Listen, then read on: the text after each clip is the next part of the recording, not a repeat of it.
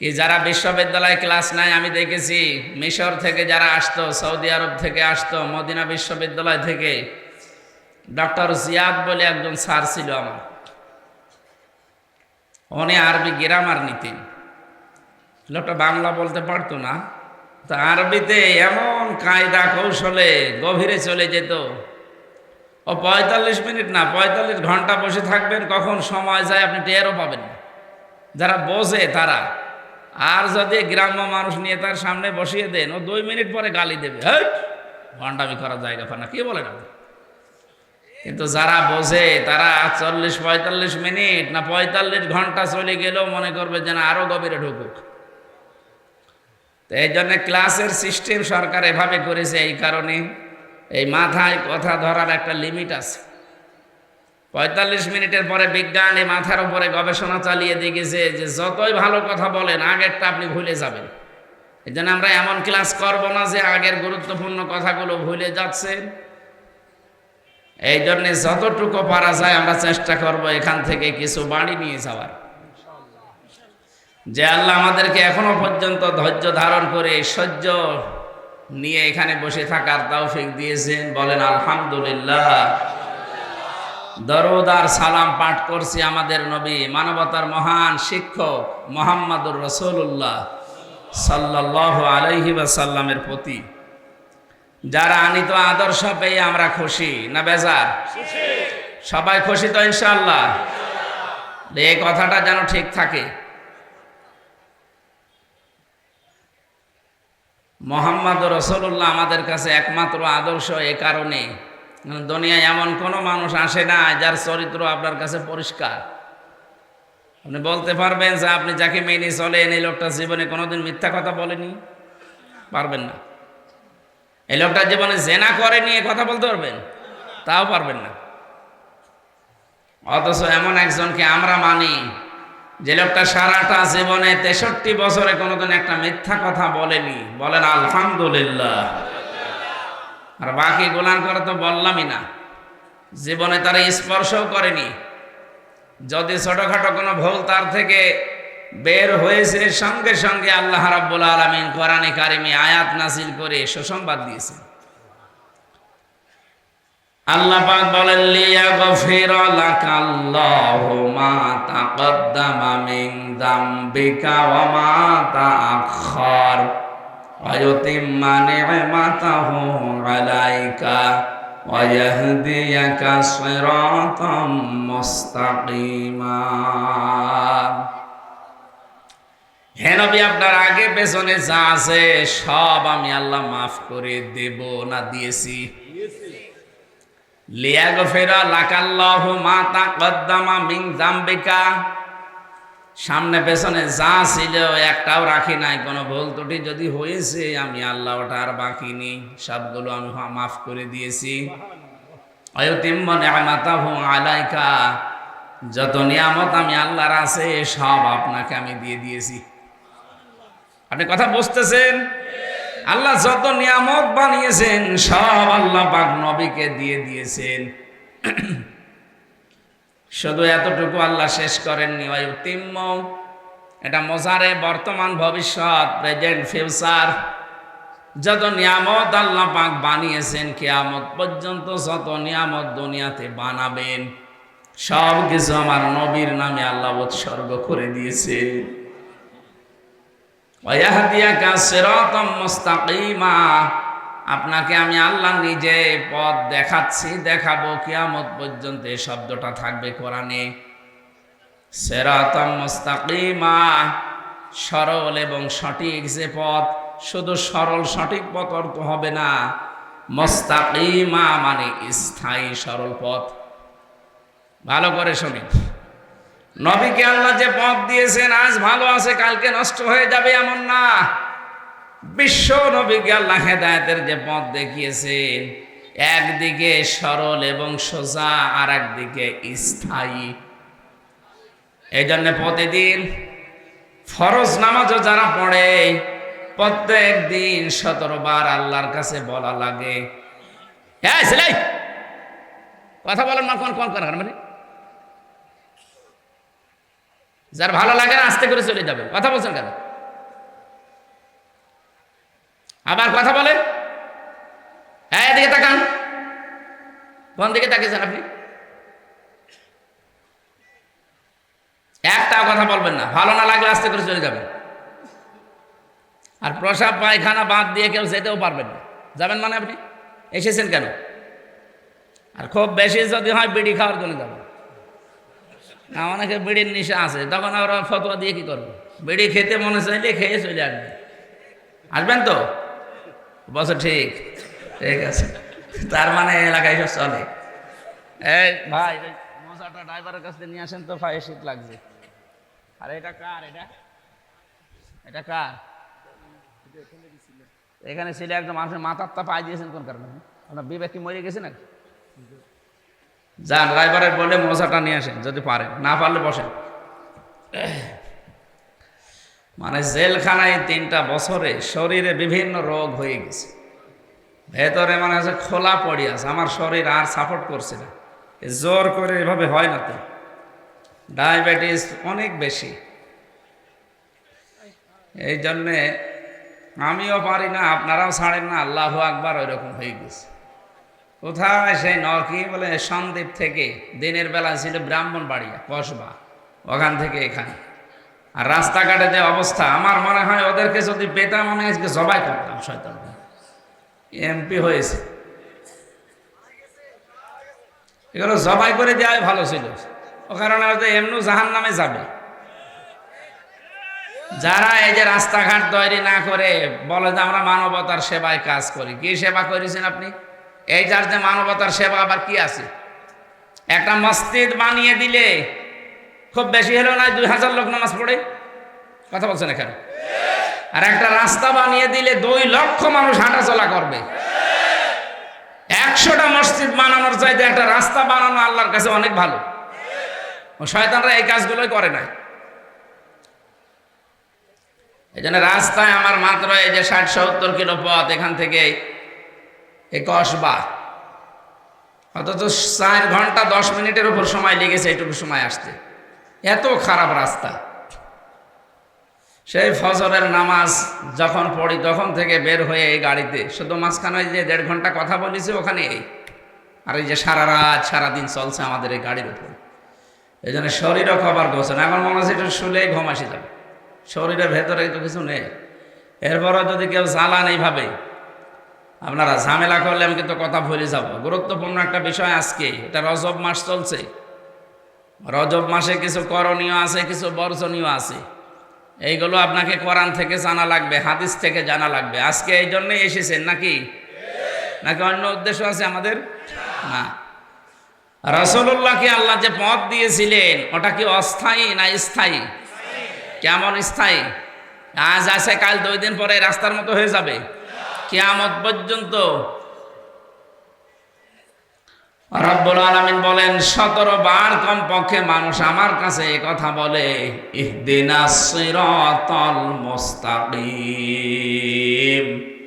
হে আল্লাহ তুমি আমাকে সরল সঠিক স্থায়ী পথ দেখাও। মুস্তাকিম মানে যেটা দাঁড়িয়ে থাকে। ইস্তেকামাত ময়দা করা মানে কি? ওই যে কোরআনে কারিমে অন্যান্য আয়াতগুলোতে আমরা দেখেছি, বিশেষ করে সূরা আহকাফের 14 নম্বর আয়াত, ওদিকে সূরা হামিম সাজদার 30 নম্বর আয়াত, এখানে দেখবেন ইন্নাল্লাযীনা ক্বালু রাব্বুনাল্লাহু সুম্মাস্তাকামু, নিশ্চয় যারা এই কথা বলে আমাদের রব আল্লাহ, আর এরপর টিকে থাকে। এখানে আল্লাহ কমও দিতে পারতেন, ইস্তেকামাত শব্দটা দিয়েছেন এই কারণে।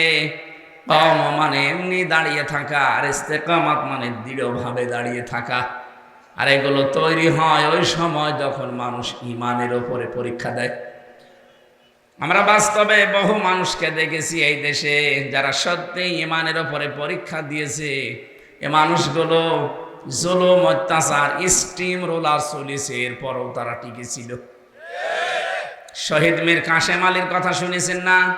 আমি তো নিজে কারারক্ষের কাছে শুনেছিলাম।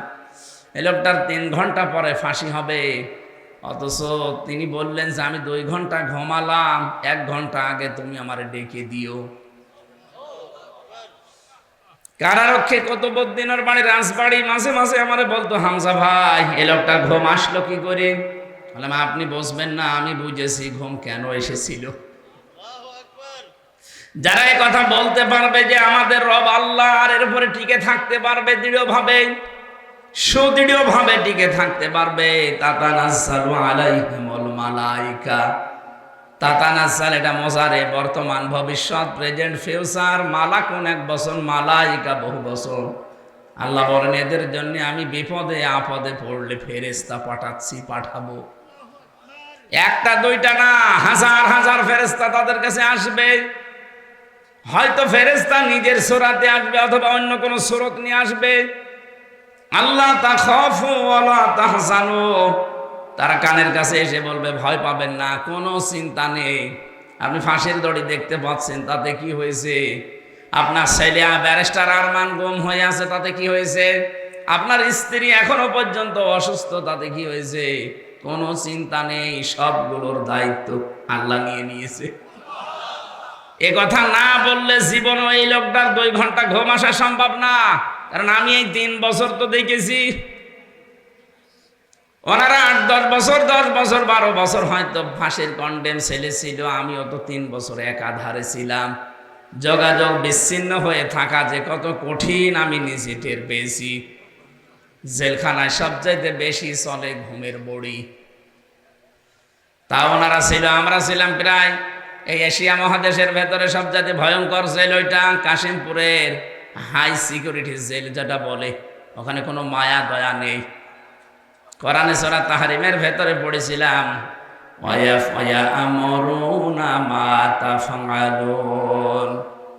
ওই মানুষ, ওই ফেরেশতাগুলো বোবা একদিকে, কালা একদিকে, অন্ধ আর একদিকে, শুধু মুগুর হাতে দিয়েছে, ওরা পিটাতেই থাকবে। আপনি বললেও কিছু শুনবে না, ওরা তো চোখেও দেখে না, কথাও বলতে পারে না। এইরকম ফেরেশতার হাতে মুগুর দিয়ে বলবে, আল্লাহ বলবে পিটা, পিটাতেই থাকবে। আল্লাহ যা আদেশ করেছে ওইটা ছাড়াও কিচ্ছু জানে না। তা আমরা মনে হয় এই 3টা বছর এইটাই দেখেছি, ও হাসিনা যা আদেশ করেছে ও তা ছাড়া কিছুই জানে না। ওর মনুষ্যত্ব মরে গিয়েছিল। না তো একটা মানুষকে 3.5 হাতে দিকে, এদিকে 1.5 হাত, এতটুকু জায়গায় 24 ঘন্টা তালাবদ্ধ করে রাখে, তো ওর বিবেক নেই? ওই জেলারের, ওই সোফারের, ওই আইজির, ওই পিজন আইজি যে ছিল ডিআইজি, ওর বিবেক ছিল না? ছিল, কিন্তু বিবেক মরে গেছে। আমার মনে হয় ফেরেশতার মতো, ওরে যা বলে দিয়েছে ও তাই করবে। আমি আলেম হই আর আমি জালেম হই, ওর কাছে কিছুই না। আমার নামের আগে যে একটা মাওলানা লেখা আছে, ওর কাছেও কিছুই না। রাতের বেলা এসে 5-7 জন দেখতাম পাশের রুমে যারা আছে, এই ওঠেন, ওঠেন, এ কথা বলে কি করবো এখন? কি করবো মানে চলে যাওয়া লাগবে, মনে হচ্ছে ছেড়ে দেবে আমারে। চোখ বেঁধে নেবে কালো কাপড় দিয়ে, হাত পেছনে হ্যান্ডকাপ দিয়ে বেঁধে দেয়, পায়ে ডান্ডা বেড়ি লাগিয়ে চলতেই থাকে সারা রাত। কোথায় কোথায় ঘোরায় আল্লাহ জানে। হঠাৎ রাত 3টা বাজে, 4টা বাজে, চোখ খুলে দেবে, হাতের বেড়ি খুলে দেবে, পায়ের ডান্ডা বেড়ি খুলে দেবে। কোথায় আমি? বলে গাজীপুর জঙ্গলে। এখানে কি? বলে তোরে ছেড়ে দিলাম, যা। যে আপনি দৌড় দেবেন, পেছন থেকে গুলি করে বলবে সকালে যে ক্রস ফায়ারে মরে গেছে। আপনারা শোনেননি ক্রস ফায়ারের নাটক? এইভাবে চলতো। আমি তো নিজে মাঠের নিচে থেকে দেখেছি, এরা রাতের বেলায় এসে এভাবে নিয়ে চলে যেত হঠাৎ কোথাও। এই ছিল মানুষের জীবন। ওই লোকটা পড়ে আছে আজ 2 বছর, 5 বছর, 7 বছর। আমি শুনেছিলাম যারা আমার সাথে ছিল ওরা বলেছে 14 বছরের মানুষ আমরা পেয়েছি। কেউ জানে না দুনিয়ায় যে লোকটা বেঁচে আছে কিনা। এত বড় বড় নখ হয়েছে তো মানুষের, চুল দাড়ি গোপ দেখলে আপনি ভয় পেয়ে যাবেন প্রথমে। ওরে বাবা, কি মানুষ না জঙ্গল থেকে বেরিয়ে আসতেছে। এরা দেওয়ালের সাথে আঙ্গুলের এই নখ দিয়ে খুশিয়ে খুশিয়ে ভাঙা ভাঙা অক্ষরে লিখে রাখতো, ভাই যদি বাইরে যেতে পারেন তবে একটু জানাবেন যে আমি বেঁচে আছি, কারণ বাইরে মানুষ জানে না যে ও বেঁচে আছে। এমন কিছু মানুষকে জিজ্ঞাসা করতাম যে আপনার নাম কি, বলে কি, তার মানে ও নিজের নামও জানে না। তার মানে ওই নাম ধরে তো তাকে বছরের পর বছর ডাকা হয় না, ও নামও ভুলে গেছে।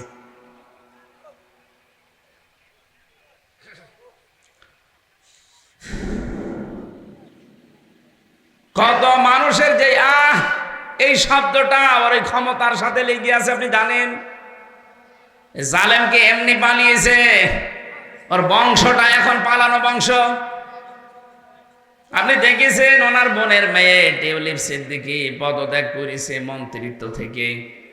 ওনার মেয়ে যেটা পুতুল, ওইটাও এখন অবস্থা নড়বড়ে। কত মানুষকে নাকি অবৈধভাবে নিয়োগ দিয়ে সেখান থেকে টাকা পয়সা খেয়েছে, বলেন সুবহানাল্লাহ। সব ওরা ত্যাগী বংশ, দেশ ত্যাগ করেছে দুই বোন মিলে। ছেলের বউ ছেলেকে ছেড়ে ত্যাগ করে চলে গেছে, মেয়ের জামাই মেয়েকে ত্যাগ করে চলে গেছে। এই যে এটাও তো পদত্যাগ করা লাগলো বোনের মেয়েকে। নিজের মেয়েকেও যদি কয়েকদিন পরে পদত্যাগ করা লাগবে, যা করেছে এখন যা আসতেছে এটাও লাগবে। কারণ ওরা আমাদের মতো দুর্নীতিগ্রস্ত না, ওরা একেবারে সোল পরিমাণ কিছু পেলে তার খবর করে ফেলে। আর আপনি বিশ্ব স্বাস্থ্য সংস্থার দায়িত্ব নিয়ে বিভিন্ন জায়গা থেকে মাল কামিয়েছেন, যে আগে কি সুন্দর মাল কামায়, এই করেছেন যারা, তাদের কিন্তু সমস্যা সামনে আসতেছে। আমার ভাইরা, এই যে কত মানুষের আর্তনাদ জড়িয়ে আছে। তাহাজ্জুদের সময় দেখেছি মাঝে মাঝে রাত 3:30 4টার সময় যখন আমরা উঠতাম, মাওলানা মামুনুল হক আর আমি এক জায়গায় ছিলাম, হঠাৎ ওযু করার জন্য উঠে 2 তলা 3 তলা 4 তলা 5 তলা থেকে আওয়াজ আসতো, কে গো? ওই যে বিডিআর, আজ 14 বছর পড়ে আছে বিডিআর, কিচ্ছু জানে না। ও মাঝে মাঝে এসে বলতো, হামজা ভাই মাত্র আর 1 মাস পরে আমি রিটায়ার্ড হয়ে যেতাম। অথচ এই জালেমরা একটা দুর্বিসন্ধি করে আমাদের এই প্রশাসনের বিভাগটা নষ্ট করি। আমি আর 14 বছর পড়ে আছি বিনা কারণে। এ বয়সে আমার স্ত্রীর কাছে, আমার ছেলে মেয়ের কাছে, নাতির কাছে থাকার কথা, অথচ আজ মুরব্বী মানুষ, পঞ্চগড়ে বাড়ি লোকটার 14 বছর পড়ে আছে। মাঝে মাঝে রাতের বেলা দেখতাম এভাবে শব্দ দিত। আমার মনে হয় ওর এই আর্তনাদ, এর এই দীর্ঘশ্বাস আরো সে চলে গেছে। নবীজি যে জানিয়েছেন, ইত্তাকি দাওয়াতাল মাজলুম ফাইন্নাহা লাইসা বাইনাহু ওয়া বাইনাল্লাহি হিজাব, রাহু মুসলিম। তোমরা বেঁচে থাকো মাজলুমের বরদোয়া থেকে, কারণ মাজলুমের বরদোয়া আর আল্লাহর ভেতরে কোনো হিজাব থাকে না, পর্দা থাকে না। এরকম হাজার লক্ষ মানুষ যারা মজলুম, তাদের বরদোয়া, তাদের দীর্ঘশ্বাস এদের এই ক্ষমতার সাথে লিখেছিল। এখন এই যে আমেরিকার অবস্থা দেখতে পাচ্ছেন না, কি দাবানল জ্বলতেছে গাজায়। ওই মানুষগুলো সমর্থন দিয়ে, ইহুদিদের দিয়ে ছোট ছোট বাচ্চাদেরকে ঘরের ভেতরে রেখে তালা লাগিয়ে আগুন লাগিয়ে দিয়েছে। ওই বাচ্চারা, আমি ভিডিও দেখেছি, করে চিৎকার দিচ্ছে। কিছু কিছু মানুষ যারা বলছে, রব্বানা আখিরিজনা মিন হাদিহিল ক্বরিয়াতি যালিমি আহলুহা, হে আল্লাহ, জালেম সম্প্রদায় থেকে, এই জনপদ থেকে তুমি আমাদেরকে বের করে নাও। ওয়াজআল লানা মিন লাদুনকা ওয়ালিয়্যা ওয়াজআল লানা মিন লাদুনকা নাসীরা, অথবা তোমার পক্ষ থেকে একটা সাহায্যকারী আমাদের জন্য পাঠাও। রব্বুল আলামিন যেন ওই ছোট ছোট বাচ্চা নিষ্পাপ, যারা এখনো গোনা লেখা শুরু হয়নি, এই গাজার এই ছোট ছোট মুসলমান ছেলে মেয়েদের আর্তনাদ আরো সে পৌঁছানোর কারণে এখন শাস্তি দিচ্ছে। যারা নীরব ছিল বিশ্বে, এই মডেলগুলো, আমেরিকা 70,000 মেশিন লাগিয়েছে আগুন লিভানোর, 70,000। আপনি চিন্তা করতে পারেন, এই বাংলাদেশের মতো 59টা দেশ জোড়া দিলে যত বড় হয়, আমেরিকা একা অত বড়, এত বড় বিশাল দেশের যেই লঞ্চ অ্যাঞ্জেলস নাকি পুড়ে যাচ্ছে না? আমি দেখেছি এই ভিডিওগুলো, কান্না, এমনি কান্না চলে আসছে। মানুষকে আল্লাহ যা দিচ্ছে দিচ্ছে, এর জন্য হাজারো পশু পাখি পর্যন্ত কষ্ট পাচ্ছে। হরিণ পুড়িয়ে দেখলাম, পুড়ে একেবারে পোড়া ভত্তা হয়ে পড়ে আছে। ওদের একদিকে বরফ জমে যাচ্ছে ঠান্ডায়, আর একদিকে দাবানল জ্বলতেছে। ৭০,০০০ মেশিন দিয়ে শেষ পর্যন্ত আজকে জানিয়েছে যে আমাদের আয়ত্তের বাইরে, কারণ সেখানে পানি দেওয়া হয় ওই জায়গায় আগুন আরো বেশি জ্বলে। আরে ভাই, আপনি আল্লাহর সাথে পাল্লা দিয়ে পারবেন? এটাকে দুনিয়ার কেউ করাচ্ছে? আল্লাহ নিজে করছেন। ইন্না বাদশা রব্বিকা লাশাদীদ। আল্লাহ বলেন আমার ধরা বড় শক্ত ধরা। এমনিতে আমি কাউকে কিছু বলি না, যদি একবার ধরি ওরে আমি আর ছাড়ি না। আল্লাহ নিজে ধরেছেন। এখন আপনি ৭০,০০০ কেন ৭০ লাখও যদি পানি আগুন লিভানোর মেশিন দিয়ে চেষ্টা চালান, জীবনও লিভাতে পারবেন না। যত দেবেন আরো তীব্রতা বাড়বে। কথা বলেন না কেন? এখন শুনলাম যে বিভিন্ন মসজিদের ইমামদেরকে, খতিবদেরকে ডাক দিয়ে বলছে আমাদের আয়ত্তের বাইরে, আমাদের আর কিছু করার নেই, আপনারা এবার আজান দিন। এবার আজান দে। আজান দেওয়া মানুষগুলোকে ধরে ধরে আগুন দিয়ে পুড়িয়ে দিয়েছ, এখন ঠেলা টের পাও। আল্লাহ মনে আছে বাংলাদেশের জালেমদের ওপরও এরকম একটা প্রতিশোধ নিচ্ছে। আলেমদের মাথায় দড়ি দিয়ে যখন নিয়েছে তো তখন বলতো দেখ কেমন লাগে। এখন যখন নিয়ে যায় আদালতে, আমরাও বলছি দেখ কেমন লাগে। যদিও শয়তানদেরকে এখনো পর্যন্ত আরামে রেখেছে। সেদিন এই গম চোরটা দেখলাম, এই কামরুল টাক, ওরে ২ তালার কথা বলে ৪ তালায় তুলেছে। এই জন্য হ্যাঁ এত বড় ইতরামি করো আমার সাথে? ওরে শয়তান! আলেমদের মাথায় দড়ি দিয়ে ছাগলের মতো টেনে নিয়েছে, তো তখন কিছু বলনি। আর এখন ২ তালার কথা বলে ৪ তালায় নিয়ে যায় তোমার গরম, ওর মুখের উপরে দেওয়া দরকার ২ চাটি। শয়তানের শয়তান। এই দেশটাকে নষ্ট করার জন্য যারা ভূমিকা পালন করেছে, তার ভেতরে এটা একটা শয়তান। শিক্ষা ব্যবস্থা ধ্বংস করার জন্য যারা কাজ কাম করেছে, আপনার এই পাশের জেলা চাঁদপুরের একজন আর চট্টগ্রামের একজন, একেবারে শেষ করে দিয়েছে এই ২ জন। এর আগে সিলেটের একজন ছিল, ওটাও আর একটা শয়তান। ওদের শয়তান না কোনটা? প্রত্যেকটাই শয়তান। শয়তান মনে হয় ১৫.৫ বছরের ছুটি নিয়েছিল, বলেছিল যে আমি আর শয়তানি কোথায় করব, আমার সাথে বড় বড় ভাই দেশে আছে, আমি বিয়ে চলে গেলাম অন্য দেশে। কে একটা যেন গল্প বলতো ছোটকালে শুনতাম, যে শয়তান একবার খুঁজে পাওয়া যাচ্ছে না, কোথায় আছে কোথায় আছে। ও শেষ পর্যন্ত খোঁজ খবর নিয়ে দেখা গেল বাংলাদেশ নামে একটা দেশে বঙ্গবন্ধু শেখ মুজিবুর রহমানের পা ধরে পড়ে আছে। কে তুমি এখানে? বলে আমি শুধু আদম আর হাওয়াকে ধোকা দিতে গিয়ে আমার ঘাম ঝরে গেছে। আরে তো আমার বড় ওস্তাদ, এ ধোকা দিয়েছে ৭.৫ কোটি মানুষকে। আমি মাত্র ২ জনকে ধোকা দিতে গিয়ে জীবন আমার শেষ। এটা তো আমার বড় ওস্তাদ না, যে ৭.৫ কোটি মানুষ ধোকা দিয়ে বোকা বানিয়ে আজ বসে আছে। আমি যদি এখন কাউকে ওস্তাদ মানি, তো এইটাই আমার বড় ওস্তাদ।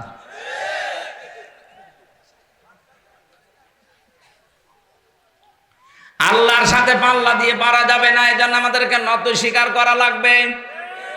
বিশ্ব নবীকে আল্লাহ যে পথ দিয়েছিলেন, এটা অস্থায়ী পথ না, ওটা স্থায়ী পথ। আমরা আল্লাহর কাছে ১৭ বার প্রতিদিন চাই, আল্লাহ তুমি আমাদেরকে ইহদিনাস সিরাতাল মুস্তাকিম, আমাকে সরল এবং সঠিক পথ দেখাও। রব্বুল আলামিন বলেন, আগের কথা শোনার পরে তোর তো মনে হচ্ছে সরল সঠিক পথে তুই আছিস, তুই তো হেদায়েতের ওপরে আছিস বলে মনে হয়, কারণ তুই প্রশংসা করলি আমি আল্লাহর। আলহামদুলিল্লাহি রাব্বিল আলামিন আর রহমানির রহিম মালিক ইয়াউমিদ্দিন। এই কথাগুলো সব প্রশংসা না? এই কথা বোঝেন? এতগুলো এটা একটু সরিয়ে দিন তো সামনে। প্রশংসা করার ধরন দেখে আমার মনে হচ্ছে তুই তো ভালো পথে আছিস। আবার সরল সোজা পথ কোনটা? আপনি যেন নিজের থেকেই বললেন, আল্লাহ ইয়্যাকা না'বুদু ওয়া ইয়্যাকা নাস্তাঈন। হে আল্লাহ, তোমার কাছে আমি সরল সোজা পথ চাই। আমি কিন্তু যে সে না, আমি তোমার বান্দা। আমি তোমার কি বান্দা? আমি তোমার বান্দা। আমি স্বীকৃতি দিলাম। আজ অনেক মানুষ দেখি আল্লাহর বান্দার পরিবর্তে বিভিন্ন পীর সাহেবের গোলামের কথা পরিচয় দেয়, বলে আমি অমুক পীরের গোলাম। এটা জায়েজ নেই। যারা বলেন হয়তো না বুঝে বলেন, আপনি এখনই তওবা করেন। এ পৃথিবীতে আমরা কারো বান্দা না, আমরা রাসূলুল্লাহর বান্দাও না। বান্দা কার? আল্লাহ। এই শব্দটা কত দামি জানেন? বান্দা, আব্দুল। এটা আল্লাহ নিজে আমাদের নবীকে নাম ধরে দিয়েছেন। ওয়াইন কুনতুম ফি রাইবিম মিম্মা নাযালনা আলা আবদিনা। এই যে আব্দুল শব্দটা এত আদরের, এত ভালোবাসার, আমরা ওই শব্দটাই নামাজে বারবার আল্লাহকে শোনাই। ইয়্যাকা না'বুদু, হে আল্লাহ তুমি আমাকে চিনতে পারোনি, আমি তোমার দাস, তোমার গোলাম, বান্দা। আমি তোমারই ইবাদত করি। ওয়া ইয়্যাকা নাস্তাঈন, তোমার কাছে সাহায্য চাই। স্বাভাবিকভাবেই যেন মনে হচ্ছে আল্লাহ আমার সামনে দাঁড়িয়ে জিজ্ঞাসা করছে, হামজা তোমার বান্দার স্বীকৃতি দিলে, এতগুলো প্রশংসা করলে, আমি আল্লাহর কি দেব তোমারে বলো দেখি। তখন আমরা সরল সোজা এবং স্থায়ী মুস্তাকিমের পথ চেয়েছি। বলেন বলেন, এটা চাইলেই শেষ হয়ে গেছে। আল্লাহ যেন প্রশ্নবোধক চিহ্ন দিচ্ছে। সিরাতে মুস্তাকিম কি এটা? আল্লাহ যেন আমাকে জিজ্ঞাসা করছে কি এটা। এখন আমি নিজের থেকে বলছি, আল্লাহ সিরাতাল্লাযীনা আন'আমতা আলাইহিম। আল্লাহ সিরাতে মুস্তাকিম তো ওইটা, পথের পথ আমি চাচ্ছি, যেই পথে তুমি পুরস্কার দিয়েছো, যে পথের মানুষদেরকে তুমি এনাম দিয়েছো, পুরস্কৃত করেছো, ওদের পথ আমি চাই। আল্লাহ পাক বলছেন কারা তারা? আপনি নিজে পরিচয় দিয়েছেন, গায়রিল মাগদুবি আলাইহিম ওয়ালাদ-দাল্লিন। তাদের পথে তুমি চালাবে না যারা মাগদুব এবং দল্লিন, যারা অভিশপ্ত এবং পথভ্রষ্ট। এখানে দুইটা জাতির নাম আমরা জানি। এই ছেলে, জরুরি কাজ না থাকলে যাবেন না, একটু বসে। এখানে দুইটা জাতির নাম আমরা সকলে জানি, যে একটা ইহুদি আর একটা খ্রিস্টান। আপনি তামাম দুনিয়ায় এখন 257টা রাষ্ট্র আছে। মানবতার শত্রু, ইসলামের শত্রু হিসাবে আপনি দুইটা জাতিকেই দেখবেন বেশি ভূমিকা পালন করছে। আপনি গাজার দিকে তাকিয়ে দেখবেন, এখানে ধ্বংস করার পেছনে দায়ী হচ্ছে ইহুদিরা, আর ওদেরকে সাহায্য করেছে খ্রিস্টানরা। এক কথা বলেন না কেন? আর বাকি মুসলিম বিশ্বে, বিশেষ করে আমাদের প্রতিবেশী, এখানে মুসলমান নিধনের পেছনে ভূমিকা পালন করেছে মুশরিকরা, আর এদেরকে সাহায্য করেছে উগ্রপন্থী কিছু হিন্দুরা। গুজরাটে মুসলমান হত্যা, কাশ্মীরে মুসলমান হত্যা, সর্বোপরি আল্লাহর ঘর ওরা ভেঙে দিয়েছে। এখনো পর্যন্ত আল্লাহর ঘর ওরা ভাঙতেছে। গতকালকে একটা ভেঙেছে। আমাদের প্রতিবেশী, এই কারণে আমরা সতর্ক করছি, যেহেতু আমাদের হাতে আপনাদের যাতে ক্ষমতা কম, এই জন্য সতর্ক করছি। প্রতিবেশী পাল্টানো যায় না, প্রতিবেশীর চরিত্র পাল্টাতে হয়। এই জন্য আশা করবো আপনাদের পূর্বপুরুষেরা আল্লাহর ঘর কাবা ধ্বংস করতে এসে তারা কাসফিম মাকুল হয়ে গেছে। কথা বলেন না কেন? আপনারা তা করছেন, আপনাদেরকে আল্লাহ কাসফিম মাকুল বানিয়ে দেবে। এই জন্য আপনারা থামেন। হয়তো বুঝে হোক না বুঝে হোক, আবেগে এক শয়তানের পামে আপনারা এটা করছেন। এক শয়তান হাওয়া দেয় আর আপনারা এটা করেন। একটা নির্ভেজাল টাটকা শয়তান ওই মোদিটা। কত মুসলমানের রক্তর হাতে লেগে আছে আপনি জানেন, আর আপনি আর জায়গা পেলেন না যাওয়ার, ওর কাছে গিয়েছেন। তামাম দুনিয়ার 257টা রাষ্ট্র এই ময়লার বস্তা কেউ নেয়নি, মোদি নিয়েছে। এটা ময়লার বস্তা না? বলেন তো, ওই মহিলারা কেউ কাজের লোক রাখবে না? আমার তো সম্ভব না। ও সাঁতারে কাজের লোক রেখে করবো কে আমি? অথচ তাকান তাম দুনিয়ার নিকৃষ্ট মানুষের তালিকা খুঁজবেন, আপনি 6 জন মানুষের নাম পাবেন। তাম পৃথিবীতে 6 জন মানুষের নাম আছে নিকৃষ্ট, যারা গণহত্যাকারী। তার ভেতরে হিটলার আছে, চেঙ্গিস খান আছে, ওই যে যেটার নাম বললাম ওইটা আছে, আর যেটা পালিয়েছে এর নামও আছে। এর এখন বয়ফ্রেন্ড, এরপর আর একটা কি আছে জানো, গার্লফ্রেন্ড। এ পর্যন্ত যেন থাকে, আর নিচে নামবেন না, কারণ নিচে নামা আপনাদের জন্য আর জায়েজ নেই, কারণ দাদা তো আর মুসলমান না। ও দাদা এখন মুসলমানি দিতে গেলে যে পাকা মোটা সওয়াল কিটা দেবে, হাজাম কোথায় পাবেন আপনি?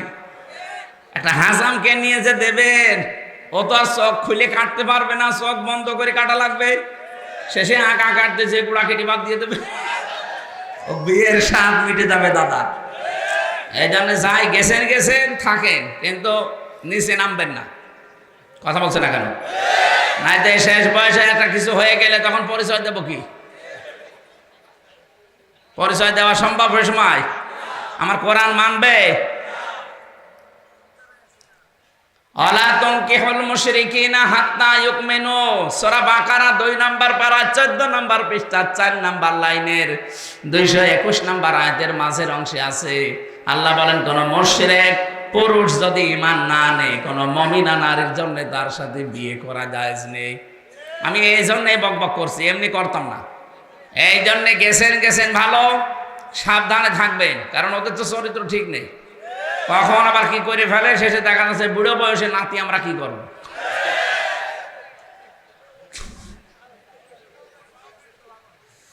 কুমিল্লাবাসী, একটা মহিলার জেদের কারণে আপনারা কিন্তু বিভাগ পাননি, নয়তো বিভাগ হয়েছে। তো একটা মানুষের দোষ দিতে যে মোশতাক কি করেছে, মোশতাক আপনার যা করেছে ভালো করেছে, এরকম আরো বেশি করার দরকার ছিল, তাহলে এই যন্ত্রণায় পড়া লাগতো না আমাদের। এই কথা বলেন না কেন?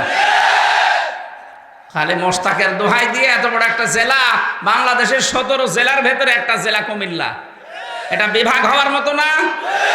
কি হয়তো আপনার দিলে খালি একজনের উপরে হিংসা করে আপনাদের সারা কুমিল্লায় প্রায় 20-22 লক্ষ মানুষ বাস করে পুরা জেলা মিলে। হ্যাঁ, এতগুলো মানুষের এখন সব মনের ভেতরে দুঃখ না? এই দুঃখ থাকবে না, সামনে জেলা বিভাগ হবে ইনশাআল্লাহ। আমরা সবাই চাচ্ছি, সারা বাংলাদেশে তো আমি ঘুরি, বলে না এটা ঠিক হয়নি, এদের বিভাগ দেওয়া দরকার। আল্লাহ যেন অন্তত এটা আপনাদের দেখার তৌফিক দেন, জোরে বলেন আমিন। আমার ভাইয়ের, আমি যে কথা বলছিলাম, রব্বুল আলামিন এই 2টা জাতির নাম দিয়েছেন এই কারণে, একটা অভিশপ্ত আর একটা পথভ্রষ্ট।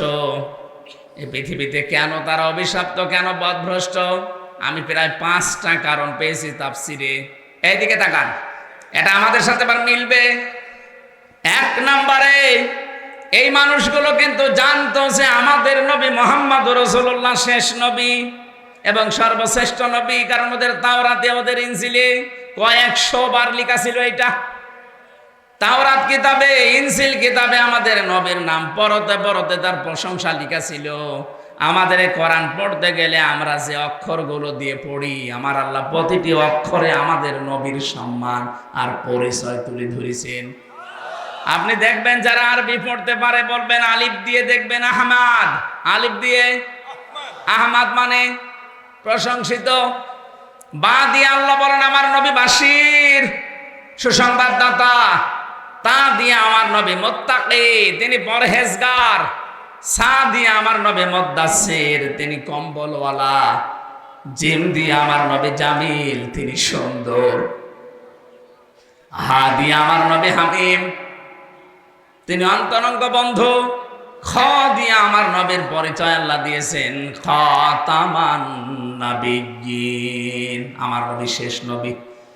আপনি একটা একটা করে যখন যেতে থাকবেন দেখেন সর্বশেষ অক্ষরে আল্লাহ ডাক দিয়েছেন ইয়াসিন, হে নেতা। সুবহানাল্লাহ বলতে পারেন? ওদের কিতাবে এভাবে প্রত্যেকটি পরতে পরতে সাজানো ছিল নবী মুহাম্মদ রাসূলুল্লাহর পরিচয়, যে উনি একজন শেষ নবী আসবে, উনি সর্বশ্রেষ্ঠ নবী। আমিনা তার মায়ের নাম, আব্দুল্লাহ তার বাবার নাম, দাদার নাম পর্যন্ত লেখা ছিল।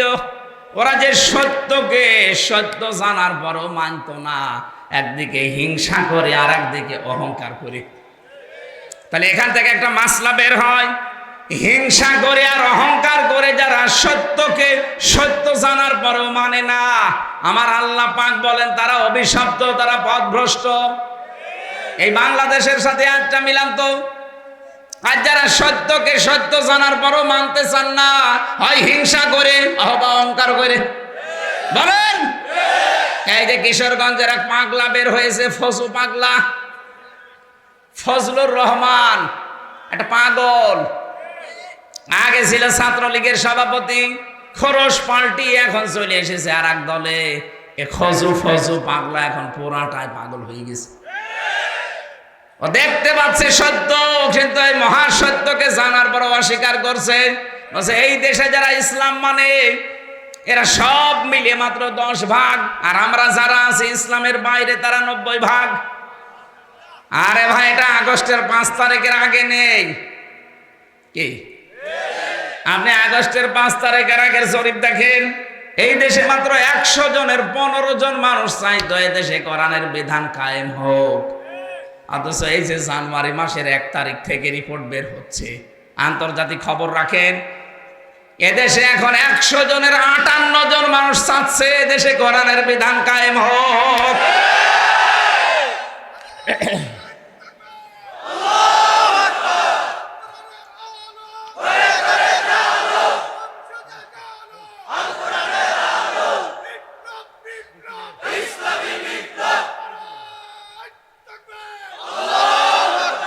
এই ফজুর মতো আরো কিছু মানুষ দেখছে পাগল হয়ে গেছে।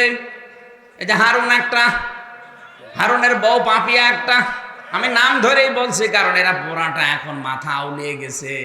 এরা সত্যকে সত্য জানার পর অস্বীকার করছে। ওরা বলে ভোট হলে ইসলামপন্থী মানুষ মাত্র 10 ভাগ ভোট পাবে।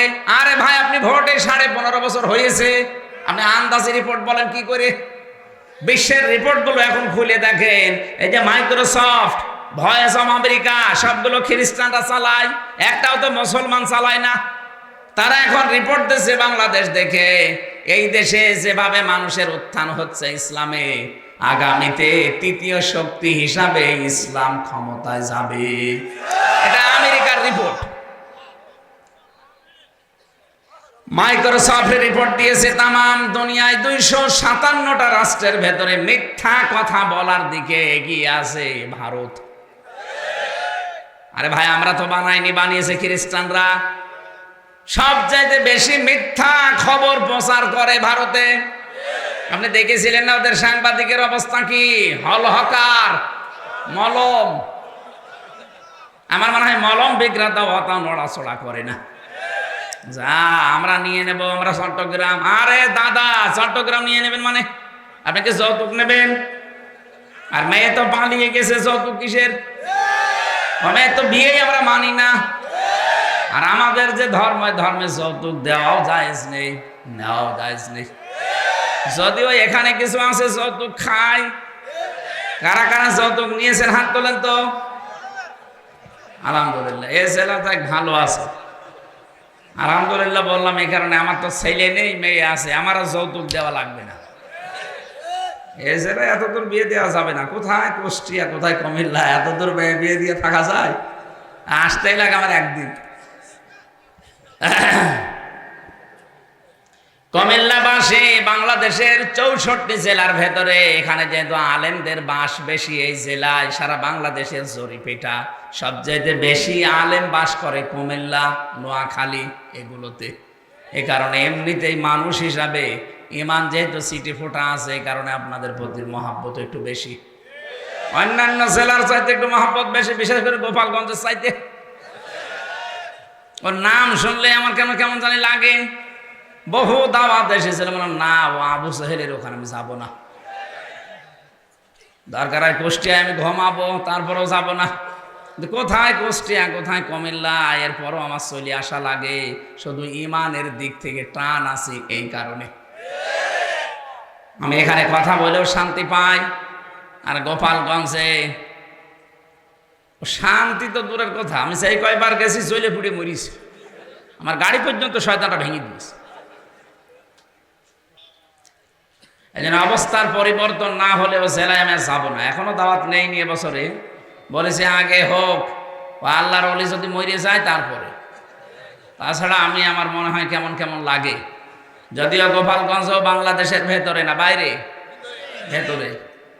ওই জেলায় যেভাবে উন্নয়ন করেছেন আপনি, সারা বাংলাদেশে যদি ওইভাবে উন্নয়ন করতেন তাহলে এই দেশের কোনো মানুষ আপনাকে বলতো না।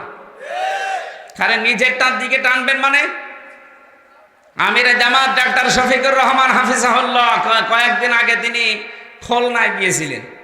উনি বলেছে যে গোপালগঞ্জে বিভিন্ন বিশ্ববিদ্যালয় হয়েছে, অনেক প্রতিষ্ঠান হয়েছে, আমরা এতে নারাজ না, ভালো, ওটাও বাংলাদেশের ভেতরে। কিন্তু এরকম প্রত্যেকটা জেলায় তো অন্তত কম বেশি হওয়ার দরকার ছিল।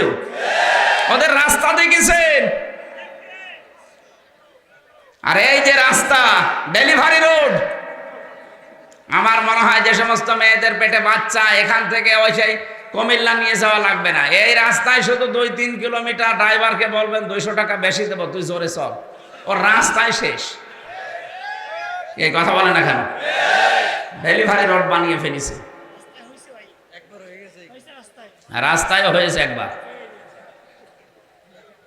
তাহলে এখান থেকে আমি আজকে শিক্ষা দিতে চাইলাম, এই যারা সত্যকে সত্য জানার পরে অস্বীকার করছেন, এই ফসু পাগলার মতো, আপনাকে কিন্তু ইহুদি আর খ্রিস্টানদের সাথে তুলনা দিয়েছেন আল্লাহ। আপনি সত্যের পথ পাবেন না। এই জন্য যারা এরকম বিভ্রান্তিতে আছেন তারা থামবেন। আর আমি জানি যারা একেবারে শেষ পর্যায়ে পৌঁছিয়ে যায়, ওদের হেদায়েত দেওয়ার মতো আল্লাহ আর খালি রাখে না। ইন্নামা নুমলি লাহুম লিয়াজদাদু ইসমা ওয়া লাহুম আযাবুম মুহিন। মানুষের পাপ যখন পরিপূর্ণ হয়ে যায়, ওই মানুষগুলোর মুখ দিয়ে তখন অনর্গল আল্লাহ মিথ্যা কথা বের করে। এই জন্য মিথ্যা কথা খুব বেশি বলছে কয়েকজন। আপনি দেখবেন, এই কথা বলছে না কেন? আপনি দেখবেন যে এই কয়টা ইসলামের বিরুদ্ধে, একামতে দিনের বিরুদ্ধে কথা বলছে, ওদের একটারও পেছন ঠিক নেই, সবগুলো বাম থেকে আসা। বলে যে কোরআনের সাথে রাজনীতির কোনো সম্পর্ক নেই। আরে শয়তান, 918 জায়গায় কোরআনে কারিমে আছে ডাইরেক্ট ইনডাইরেক্ট মিলিয়ে যে কোরআন দিয়ে রাজনীতি করা লাগবে। আমি এর আগে 903 জায়গা পর্যন্ত পেয়েছিলাম। আজকে সারা দিনের ভেতরে 3 থেকে আরো 15 জায়গা, কত হয়? 918 জায়গায় আমি পেয়েছি। আরো যারা বড় বড় গবেষক তারা তো আরো বেশি পাবে। যেটা 903 জায়গায় আছে, এটা যদি কেউ অস্বীকার করে, ওর ঈমান থাকার কথা। নামাজের কথা আছে মাত্র 82 জায়গায়। কয় জায়গায়? যাকাতের কথা আছে মাত্র 82 জায়গায়। হজের কথা আছে মাত্র 1 জায়গায়। রমজানের কথা আছে মাত্র 1 জায়গায়। এটা অস্বীকার করলে যদি আপনার ঈমান না থাকে, যেখানে 918 জায়গায় আছে আপনি অস্বীকার করেন কোন কারণে? নিজে করতে পারেন না, এটা আপনার ব্যর্থতা। এক কথা বলেন না কেন? যারা এই বাংলাদেশে কোরআন দিয়ে রাজনীতি করেন না, আপনি কান খাড়া করে সাফ কথা শোনেন, আপনি মরে গেলে কোনো বিচার হবে না, কোনো হিসাবও হবে না, বিনা বিচারে বিনা হিসাবে আপনি জাহান্নাম। এটা আমি বানালাম। সূরা হুদ 12 নম্বর পারা, 12 নম্বর পৃষ্ঠা, 1 নম্বর লাইনের 98 নম্বর আয়াতে আছে, ইয়াকদুমু কওমাহু ইয়াওমাল কিয়ামাতি ফাওরাদাহুমুন নার ওয়া বিইসাল বিরদুল মাওরুদ। আল্লাহ পাকের আয়াতের সামারাইজ এইটা, যদিও ফেরাউন সম্পর্কে নাজিল হওয়া। আমি যতগুলো তাফসীর দেখেছি বিশ্ববিদ্যালয়ে থাকাকালীন, প্রায় 42টার সাথে এটা মিলিয়েছি আমি। 42টা তাফসীর পাশাপাশি রেখে মিলিয়ে সামারাইজ এইটা, যেই দলের নেতা জাহান্নামে যাবে, ওই দলের যত অনুসারী কর্মী ওর সাথে জাহান্নামে যাবে। আপনি আয়াতটা মিথ্যা বলতে পারবেন? এবার বলেন তো আপনি কোথায় যাবেন? নিজের দিকে তাকান। আপনি এমন নেতার অনুসরণ করেন যার রাত 9টার পরে ঠিক মতো পা মাটিতে পড়ে না। এক কথা বলছেন না কেন? রিকশা ছাড়া বাড়ি আসতে পারে না। তাল গাছ ধাক্কা দিয়ে বলে, মিয়া ভাই সাইড দিয়ে কতক্ষণ দাঁড়াবো। এরকম মানুষ পাওয়া যায় না? এরকম মানুষের পেছনে আপনি থাকেন আর আপনি বলছেন না আমার নেতা ঠিক আছে। ও যদি জাহান্নামে যায়, ওর পেছনে যারা আছে সব যাবে ওর সাথে জাহান্নামে। কোন সূরার নাম বললাম? হুদ। বলেন বলেন, আপনি যত তাফসির আছে বাংলাদেশে মিলান দেখবেন এইটা পাবেন। 12 নাম্বার পারা, 12 নাম্বার পৃষ্ঠার প্রথম নাম্বার লাইনের 98 নাম্বার আয়াত। এত দলিল দিয়েও যদি কারো মন খারাপ হয়, আমার মনে হয় ওর বিবেকের উপরে কুকুরে পোশাক করেছে।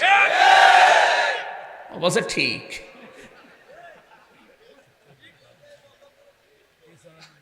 এই বলেন তো, এই আয়াতের মূল শিক্ষা আমরা কি পেলাম? যারা সত্যকে সত্য জানার পরে অস্বীকার করে, মানতে চায় না, হিংসা করে হোক আর অহংকার করে হোক, এরা একদিকে মাগদুব আর একদিকে দললিন, পথভ্রষ্ট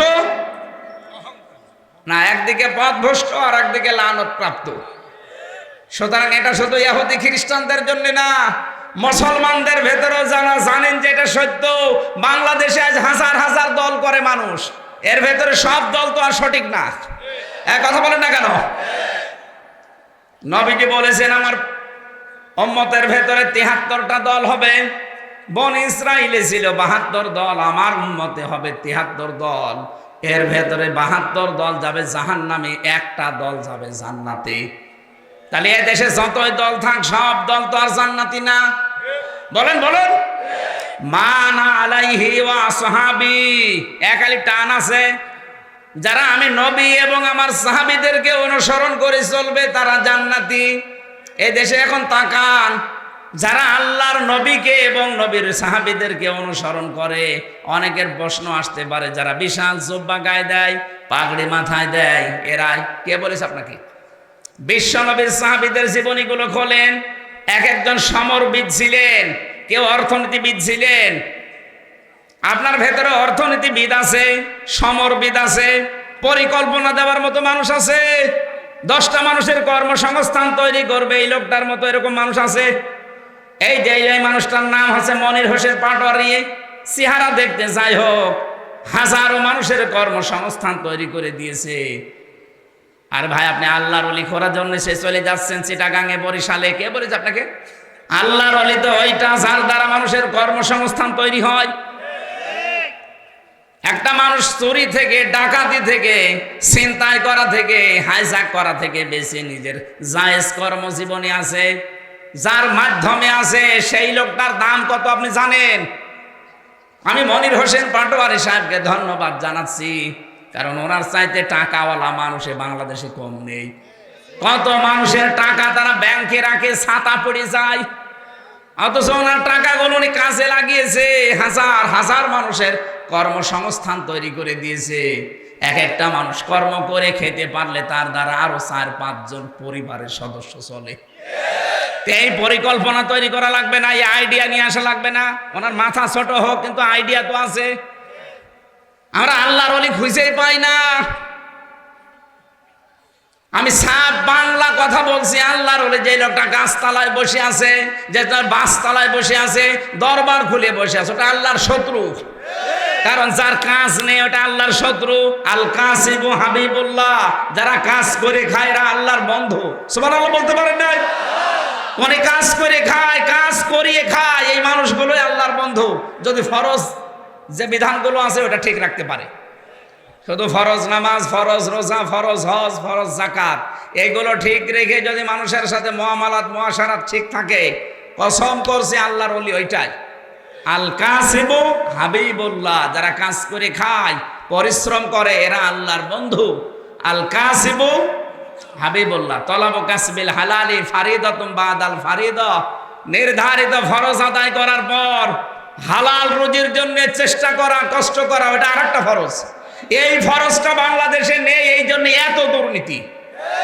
এটা যদি আমরা ফরজ মনে করে পালন করতাম, 42,000 কোটি টাকা প্রতি বছরে বছরে পাচার হতো না। এক পদ্মা সেতু বানাতে 32,000 কোটি টাকা খরচ। কেন? যারা বানিয়েছে তাদের সাথে কথা বলেন। যত টাকা আপনি এখান থেকে মারিং কাটিং করেছেন, এরকম ব্রিজ 4টা বানানো যাবে। ওই যে শুধু নামাজকে, রোজাকে, কোরআন পড়াকে ইবাদত মনে করে, আর কর্মজীবন যেটা হালাল রুজির জন্য চেষ্টা করা, এগুলো মনে করে দুনিয়ার কাজ। এই জন্য দরবেশের মতো মানুষ এত বড় বড় দাড়ি, 36,000 কোটি টাকা চুরি করেছে। ওর হাত না, ওর মনে হয় ছোট ঠ্যাঙও কেটে ফেলা দরকার। শয়তান যা করিস।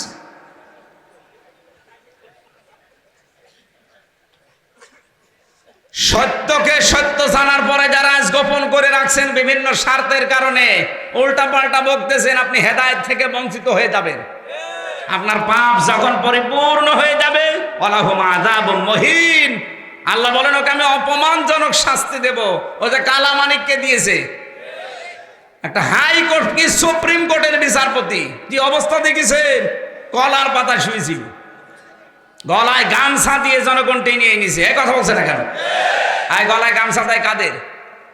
চোরদের। কাদের? সুপ্রিম কোর্টের বিচারপতিকে আল্লাহ চোর বানিয়েছে। এমনকি ওর বিসিও উড়ে গেছে। হ্যাঁ, ওর বিসি নেই। আমি আন্দাজে বলছি না, আমি যেখানে ছিলাম ওই ঘরে এখন ওই শয়তান আছে। সেদিন এক কারারক্ষীর সাথে আমার গাজীপুরে দেখা, বছর হুজুর ওই শয়তান আমার আন্ডারে আছে। আয় রাখ, হুজুর ওর বিসি নেই। ঠিক আছে, ওর বেশি নেই, এটা বাইরে প্রচার করবো, কারণ ওর বউ যেন না থাকে। কারণ ওর বউ যেই জানবে যে ওর বেশি নেই, থাকবে বউ, চলে যাবে। এই জন্য আজ যারা বুঝে শুনে জেনে শুনে সত্যকে অস্বীকার করছেন, তাদের কপাল থেকে আল্লাহ হেদায়েত বঞ্চিত করে দেবে। তারা একদিকে অভিশপ্ত, আর একদিকে পথভ্রষ্ট। আল্লাহ যেন আমাদের বাঁচান, বলেন আমিন। আমি এই কথাই তুলেছিলাম যে এমন নবীকে আমরা অনুসরণ করছি যে নবীকে আল্লাহ স্থায়ীভাবে সরল এবং সঠিক পথ দিয়েছেন। ওয়ায়ানসুরাকাল্লাহু নাসরান আজিজা, আল্লাহ পাক বলেন আমার নবীকে আমি শক্ত মজবুত সাহায্য করেছি। জোরে বলেন আল্লাহু আকবার। কি সাহায্য করেছিলাম? আমরা 14টা সাহায্য পেয়েছি। কোরআন শরীফ থেকে আমি এবার বাছাই করে বলছি। আপনারা কষ্ট পাচ্ছেন? শেষ করে দেবো এখনই? আর একটু সময় দেবেন না? জবান খুলে আমার যে তেলাওয়াত কি তো আয়াত 4 ভাগের 1 ভাগ আমি অতটুকুর তাফসীর করব। পড়েন। আউযু বিল্লাহি মিনাশ শাইতানির রাজীম। বিসমিল্লাহির রহমানির রহিম। ওয়া ক্বাদা রাব্বুকা আল্লা তা'বুদু ইল্লা ইয়্যাহু ওয়া বিল ওয়ালিদাইনি ইহসানা। নবীজিকে যে নাসরান আজিজা দিয়েছেন, প্রবল শক্তিশালী সাহায্য, এই সাহায্য 14 রকম আছে কোরআনে। তার ভেতরে প্রথম নাম্বার সাহায্য এটা। ওনাকে একটা দেশ আল্লাহ চালাতে দেবেন, কল্যাণময় রাষ্ট্র কিভাবে তৈরি করা লাগে। যেহেতু এটা রজব মাস, আজকে মনে হয় 14 তারিখ। এই রজব মাস কিভাবে আল্লাহর নবীকে আল্লাহ নিয়ে একটা কল্যাণময় রাষ্ট্র গঠন করতে হলে কি কি লাগে, ওইটা উনাকে শিখিয়েছিলেন। 27 বছর ধরে শিখিয়েছেন। কয় বছর? 27টা বছর ধরে আল্লাহ নিজের কাছে বসিয়ে বসিয়ে শিখিয়েছেন। আর আমরা আজকে কয়েক মিনিটে এই 27টা বছরের গুরুত্বপূর্ণ শিক্ষাগুলো জেনে ফেলবো। আমার বিশ্বাস, যদি এ রাষ্ট্রে যারা দায়িত্বে আছেন, এই 14টা কর্মসূচি যদি বাংলাদেশে অ্যাপ্লাই হয়, এই দেশটাও ইনশাল্লাহ দাঁড়িয়ে যাবে মদিনার মতো। নবীজি যেমন বলেছিলেন খায়রুল কুরুনি করনি, আমার যুগ শ্রেষ্ঠ যুগ, বাংলাদেশও শ্রেষ্ঠ দেশ হয়ে যাবে ইনশাআল্লাহ। প্রথম নাম্বারে নবীজি ওখান থেকে এসে বললেন আমার আল্লাহ আমাকে জানিয়েছেন আকাদা রাব্বুকা আল্লাহ তা'বুদু ইল্লা ইয়্যা, আল্লাহ ছাড়া কারো ইবাদত করা যাবে না। আজ বাংলাদেশে আল্লাহর বাইরে ইবাদত আছে না? কত পীরের ইবাদত হচ্ছে। এই কথা বলেন না কেন? প্রশ্ন আসতে পারে, কয় আমরা তো পীরের ইবাদত করি না। এ প্রশ্ন সাহাবীরাও করেছিল। আল্লাহ রাব্বুল আলামিন সূরা তাওবার ভেতরে আছে, দেখবেন 31 নম্বর আয়াত, ইত্তাখাযু আহবারাহুম ওয়া রুহবানাহুম আরবাবাম মিন দুনিল্লাহ আল মাসিহ ইবনে মারইয়াম ওমা উমিরু ইল্লা লিয়া'বুদু ইলাহান ওয়াহিদা লা ইলাহা ইল্লা হুয়া সুবহানাহু আম্মা ইউশরিকুন। বলেন আল্লাহু আকবার। নবীজি বললেন যারা তাদের আহবার এবং রহবার, এদেরকে যারা রব হিসাবে গ্রহণ করে আল্লাহকে বাদ দিয়ে, এখানে আহবার মানে পীর ফকির, যারা দরবেশ পীর সাহেব, এদেরকে ধর্মগুরু। রহবান মানে যারা বৈরাগ্য সংসার ত্যাগী, তারা। সাহাবেরা বললেন হুজুর কই, এদেরকে তো আমরা রব হিসাবে মানি না। নবীজি বললেন, ওরা যখন কোনো কিছুকে আদেশ করে ওটা কি তোমরা মেনে নাও না? যেটা নিষেধ করে ছেড়ে দাও না? বলে হ্যাঁ তা তো করি। নবীজি বললেন, এইটাই তো রব মানা বলে। আজ বাংলাদেশে কোরআনের কথা বলে আদেশ দেবেন, মানবে না, বলে আমার বাবা বলেছে। এরকম ভক্ত আছে না দেশে? এরা তাদের পীরকে রব মানে, এইটাই কোরআনের কথা। এই জন্য আল্লাহর ইবাদতের বাইরে আর কারো ইবাদত করা যাবে না। তার মানে আল্লাহর আদেশের বাইরে কোনো আদেশ, আরো জোরে বলেন, আল্লাহর আদেশের বাইরে কোনো আদেশ চলবে না। ওই যে 918 জায়গায় আছে, তার ভেতরে এই দুইটা, আলা আলা হলে খালাক ওয়াল আমর। আল্লাহ বলেন সৃষ্টি যার, হুকুমও চলবে তার। ইনিল হুকমু ইল্লা লিল্লাহ, যিনি বানিয়েছেন আইন চলবে তার। সুতরাং এই পৃথিবীতে কোরআনের সাথে রাজনীতির কোনো সম্পর্ক নয়। যারা বলেছেন হয়তো না জেনে বলেছেন, অথবা অন্য কোনো উদ্দেশ্য আছে। আর আমরা সেই উদ্দেশ্যের কথা অলরেডি জেনে ফেলেছি। দাদা বাবুরা মাঝে মাঝে বিভিন্ন জিনিসকে পাঠায় আর প্রেসক্রিপশন দেয়, কিছু কিছু আশার বাণী শোনায়, উস্কানি দেয়, তখন এই মানুষগুলো পাগল হয়ে যায়। আমরা এই পাগলামিতে আর কোনোদিন পা দেব না। আমরা যদি পা দিতে চাই কোরআনে কারিমের পথে পা দেব। কথা বলেন ঠিক কিনা? আমার কথার অর্থ বোঝেন আপনি? কথা বলেন না কেন? সুতরাং কারো উস্কানিতে পা দেওয়া যাবে না। ওখানে বসে বসে উনি চা খায় আর উস্কানি দেয়। এ দেশে অনেকে উস্কানিতে পা দিয়ে বিশৃঙ্খলা তৈরি করে, মাঝে মাঝে বিভিন্ন নাম নিয়ে, কেউ রিক্সা লীগ, কেউ আনসার লীগ। কথা বলছে না কেন? মাঝে মাঝে দেখবেন অন্যান্য ধর্মের লোকদের কেউ দিয়ে উস্কানি দেয়, আর এগুলো উস্কানিতে পা দেয় তারা, যারা এই 15.5 বছরে মাল কামিয়েছে। বিশেষ করে গোপালগঞ্জের লোক যেহেতু বেশি, এই জন্য উস্কানিতে পাও দেয় ওরা বেশি। কি হয়েছে দেখেছেন? পেছনে লাল হয়ে গেছে। ওই কয়েকদিন সন্তান গোপালগঞ্জ থেকে ঢাকায় আসলে বসে আসবেন 300 টাকা, দাঁড়িয়ে আসলে 1000 টাকা। কি পিটানো পিটিয়েছিল। এই জন্য আমরা যেন কারো উস্কানিতে পা না দেই। আজ এই দাদারা এসে মাঝে মাঝে অনেককে উস্কানি দিচ্ছে, টিপস দিচ্ছে, তখন আলেমদের বিরুদ্ধে আবার ওই শয়তানের তৈরি করা শব্দগুলো উচ্চারণ করছে। রাজাকার এই শব্দটা যেন সামনে কেউ উচ্চারণ না করে, মৌলবাদ এই শব্দ সামনে যেন কেউ উচ্চারণ না করে। এটা ওই জালেমদের তৈরি করা। এইটা তৈরি করে করেই তো সামনে হাজারো আলেমদেরকে ওরা বিভিন্ন জায়গায় জেল খাটিয়েছে। আমার নামেও লাগিয়েছিল। কিসের মৌলবাদ বলেন আপনারা? কিসের জঙ্গির নাটক সাজিয়েছেন? এখন যিনি র্যাবের দায়িত্বে আছে তিনি অলরেডি ঘোষণা দিয়েছেন যে জঙ্গি এটা পুরাটা একটা নাটক, এই মনিরুলের তৈরি করা। কোথায় আছে সেই শয়তান আমি জানি না। আমার মনে হয় এরকম মানুষকে আর বাঁচিয়ে রাখা ঠিক না, সবাই করে দেওয়া দরকার। ওরা বহু আলেমের জীবন নষ্ট করেছে এই জঙ্গির নাটক সাজিয়ে। আমার জীবন থেকে 3টা বছর কেড়ে নিল আন্দাজে একটা বেকার একটা মিথ্যা মামলা দিয়ে। কিছুদিন আগে আদালত থেকে আমার রায় দিয়েছে যে আমি নির্দোষ, আমার কোনো দোষ পাইনি। তা আমি নির্দোষ মানুষকে যারা 3টা বছর জেল খাটিয়েছে, তাও ফাঁসির কন্টেম ছেলে, আমি চাই তারাও যেন 3 বছর এরকম জেলে থাকে। আর এখন মামলার রায় আমার কাছে কল দিয়ে বল, হুজুর মাফ করে দিন। কিসের মাফ? আগে আমার টাকা ফেরত দেন। কথা বলেন এখন। আমার বাবার কাছে যত টাকা খেয়েছেন আগে টাকাগুলো ফেরত দেবেন। বলে মাফ করে দিয়ে, মাফ নাই, আমার উপর যে কষ্ট হয়েছে আমি মাফ করলাম, আমার বাবা মাফ করবে কি করে, আমার বউ মাফ করবে কি করে? তাদেরকে আপনারা যা করেছেন আগে ওইগুলো ফেরত দিয়ে দেন। এরপরে আমি আকিস গ্রুপে চাকরি করতাম, সেখান থেকেও শয়তানরা 32 লাখ টাকা নিয়েছে। এই জন্য যার কাছে যারা যে অপরাধ করেছেন এই 15.5 বছরে, যদি মাফ পেতে চান তার কাছে যে ক্ষমা চাবেন, আর তার যার ক্ষতি হয়েছে ক্ষতিপূরণ দেবেন। নাই তো শুধু আস্তাগফিরুল্লাহ পড়ে জীবনও আপনার মাফ হবে না।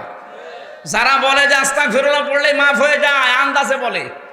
কারণ আপনি তো অপরাধ আল্লাহর কাছে করেননি যে আস্তাগফিরুল্লাহ পড়বেন, অপরাধ করেছেন আপনি হামজার কাছে। এক কথা বলে না কেন? এজন্য অপরাধ যার কাছে ক্ষমা চাবেন, অপরাধ যার কাছে স্বীকার করবেন।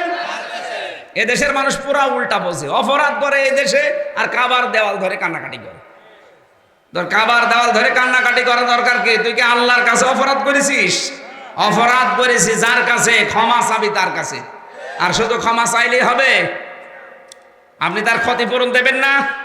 এই যে পিবিআর যেই লোকটা মনোজ কুমার, এটা টাটকা নির্ভেজাল শয়তান। এর জন্য প্রায় 20 জনের উপরে আমার পাশে জেল খাটতেছে দেখলাম। কেউ ফাঁসির আসামি, কেউ যাবজ্জীবন। ওই নুসরাত হত্যা মামলার যে লোকটা, ওর কারণে মদ যে মসি বলে একজন ছিল, সেও আমার মনে হয় বিনা কারণে জেল খেটেছে, একটু ঝামেলার কারণে। আর ওই শয়তান হাজার হাজার কোটি কোটি টাকা মারিং কাঠিং করেছে বিভিন্ন জায়গায়। আর এদের কাছেও টাকা চেয়েছিল, এরা টাকা দিতে চায়নি, এদেরকে ফাঁসিয়ে এখন এই যে জেল খাটাচ্ছে, জীবনটাই নষ্ট করে দিয়েছে। একটা স্বামী যদি ভেতরে থাকে, তার পরিবার পুরো নষ্ট হয়ে যায় না? ওই শয়তানের শুনলাম ভিসা বাতিল করে দিয়েছে, ওর পাসপোর্টও জব্দ করেছে। ওকে যেন ছাড়া না হয় এই মনোজ কুমার। এটা একটা নির্ভেজাল টাটকা, একেবারে টাটকা শয়তান। আমি তো শয়তান দেখিনি, ওরে দেখলে মনে হয় শয়তান যদি দেখতাম তো এরকমই হতো। এরকম বহু শয়তান এই দেশে এই জালেমাকে টিকিয়ে রাখার জন্য চেষ্টা চালিয়েছিল। এই ডিআইজি মনিরুল যেটা, এরপরে আমার এই আসাদুজ্জামান কাউন্টার টেররিজমের যেটা প্রধান ছিল, ওটা আর একটা, খালি আলেমদেরকে গায়ে হাত দিত। আল্লামা জুনায়েদ বাবুনগরী রহমতুল্লাহ আলাইহি তার দাড়ি ধরে এভাবে টান দিয়ে তুলে ফেলেছিল। আলেমদেরকে পা উল্টা দিকে দিয়ে, মাথা নিচের দিকে দিয়ে পিটিয়েছে। আমারও হাত পেছনে বেঁধে বা ডান্ডা বেড়ে দিয়েছে পায়ে, মাজার সাথে দড়ি বেঁধে 11 ঘন্টা টাঙিয়ে রেখেছে শয়তান, তাও মাটির নিচে। এরপরে চোখ বেঁধে দিয়েছে কালো কাপড় দিয়ে। মাঝে মাঝে বলছে, যা বলতে বলি এগুলো যদি না বলেন তাহলে আপনার বউ তুলে নিয়ে আনবো। ওরা আমার সামনে ওই যে কি দিয়ে নখ তোলে, ওই মেশিনগুলো নিয়ে এসে দেখাতো যে এইগুলো দিয়ে আমরা হাতে পায়ের নখ তুলি। আমার মনে হয় এখন ওদের তোলা দরকার। কথা বলেন। শিবিরের সভাপতি ছিল দেলাওয়ার ভাই, নাম শোনেননি? তার গরম করে তার লজ্জাস্থানে ঢুকিয়েছে। ওরা নিজেরাই বলছিল আমার সাথে যে দেলাওয়ারকে আর মাসুদকে আমরা একেবারে ফুটবলের মতো পিটিয়েছি, তার পুরো সঙ্গই নষ্ট হয়ে গেছে।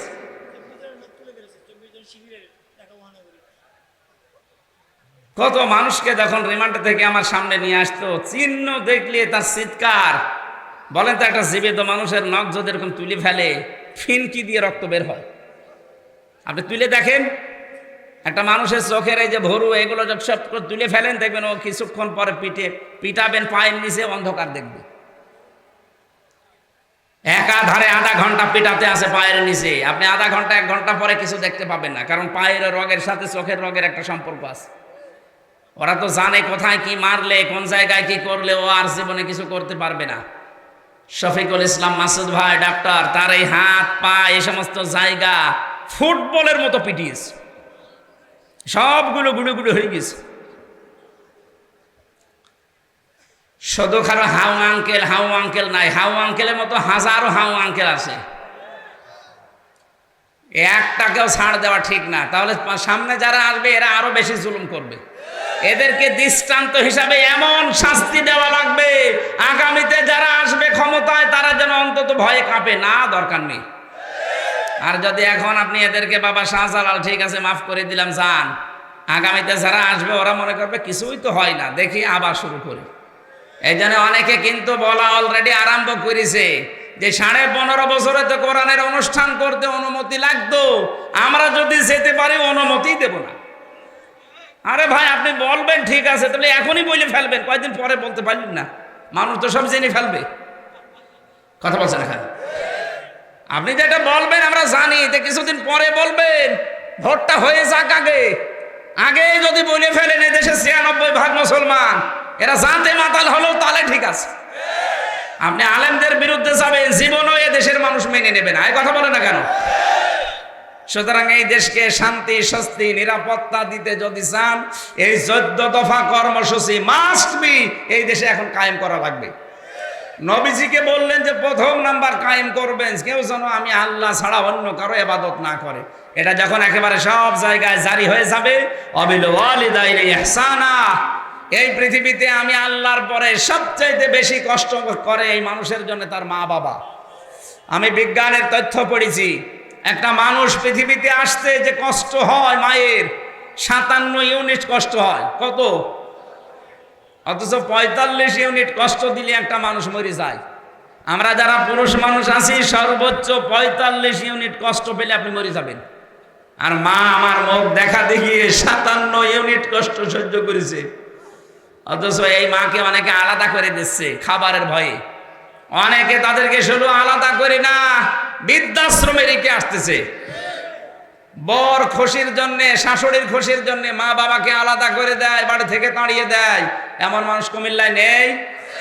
এটা আলেমদের জেলা। এ কাজ করেন কোন কারণে? এটা রংপুর বিভাগের ওই যারা, তাদেরকে আমরা মফিজ বলে ডাকি, তারা করলে নাই হয়, তারা বোঝে না সোঝে না। আপনারা তো জ্ঞানী মানুষ। এ জেলা বাংলাদেশের জন্য একটা শিক্ষা। অনেক মানুষ এই জেলার দিকে তাকিয়ে থাকে। আর আপনারা যদি বৃদ্ধাশ্রম তৈরি করেন, কুমিল্লাতে বৃদ্ধাশ্রম তৈরি হচ্ছে, নাউজুবিল্লাহি মিন যালিক। বৃদ্ধাশ্রম তৈরি করা জায়েজ নেই। আমি সেদিন নীলফামারী জেলার কিশোরগঞ্জ থানায় গিয়েছিলাম একটা বৃদ্ধাশ্রম দেখার জন্য। যে দেখি এইদিকে 25 জন, এইদিকে 25 জন মা আর বাবা বসে আছে, চোখের ভেতরে তাদের পানি টলটল করছে। ওদের চেহারার দিকে বোঝা যাচ্ছে যে প্রত্যেকটা মা বাবার সন্তানের জন্য বরদোয়া দিচ্ছে। ওদেরও আমার মতো ছেলে মেয়ে নেই? এক কথা বলে না কেন? এই জন্য সাবধান। আল্লাহ নিজের পরে কিন্তু কোনো পীরের নাম দেয়নি, আল্লাহ নিজের পরে শাশুড়ির নাম দেয়নি। আল্লাহ নিজের পরে কার নাম দিয়েছে? মা বাবা। এই দুইটাকে সামনে ঠিক রাখবে। হ্যাঁ, স্ত্রীর যে সম্মান, অবশ্যই তাকে সে সম্মান দেওয়া লাগবে। এখানে একটা একটা করে 14টা বিষয় লেখা আছে। আপনারা সূরা বনী ইসরাঈলের 23 থেকে 38 এই আয়াতগুলো তাফসীর আকারে পড়বেন। আমি আশা করছি পারিবারিক জীবন নিয়ে আমার বই লেখা আছে জেলখানায় বসে বসে। কোথায় আছে সে গাড়ি? এই যে সাদা গাড়ি, এখান থেকে মেয়েদের জন্য নিয়ে যান। ওইটা পুরুষের জন্য একটা আছে, মেয়েদের জন্য একটা আছে। পারিবারিক জীবনের দাম্পত্য কলহ এবং তার সমাধান, এটা পড়াবেন। মেয়েদের জীবন সংশোধন হবে। আল্লাহুম্মা আমিন। লা ইলাহা ইল্লা আনতা সুবহানাক ইন্নী কুনতু মিনাজ